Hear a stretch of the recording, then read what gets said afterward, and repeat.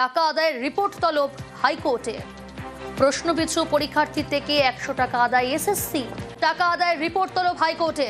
এখন সুপ্রিম কোর্টের নির্দেশে প্রায় 36,000 শূন্য পদে নিয়োগের পরীক্ষা হচ্ছে এবং একাদশ দ্বাদশের প্রায় চাকরি পাকা এবং মার্চ মাস থেকে সেই চাকরিতে জয়েন করার পর এই অবস্থায় প্রশ্ন ভুল এই দাবি জানিয়ে একাধিক পরীক্ষার্থী তারা কলকাতা হাইকোর্টে মামলা করেছেন। একাধিক মন্তব্য এসছে।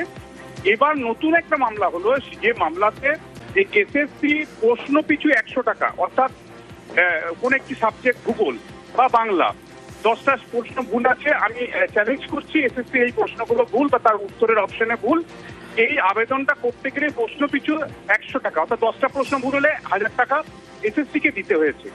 এই ছিল অভিযোগ আদালতের কাছে। বিচারপতি অমৃতা সিনহা পুরো বিষয়টা শুনে এসএসসির নিয়মে এটা আদৌ আছে কিনা, অনলাইন অ্যাপ্লিকেশনে একটা অ্যামাউন্ট চার্জ করা যায়, কিন্তু কোনো প্রশ্নপত্রে যদি 24টা ভুল থেকে 2400 টাকা, একটা ভুল থাকলে 100 টাকা, এই যে বিষয়টার মধ্যে কোথাও একটা গন্ডগোল থাকলেও থাকতে পারে বলে আদালত প্রাথমিকভাবে মনে করছে। তাই এখনো পর্যন্ত পরীক্ষার্থীদের কাছ থেকে এই প্রশ্ন ভুলের আবেদন তার জন্য কত টাকা এখনো পর্যন্ত এসএসসি আদায় করেছে সেই সংক্রান্ত বিশদ রিপোর্ট 4 সপ্তাহের মধ্যে এসএসসি কে দেওয়ার নির্দেশ বিচারপতি অমৃতা সিনহা।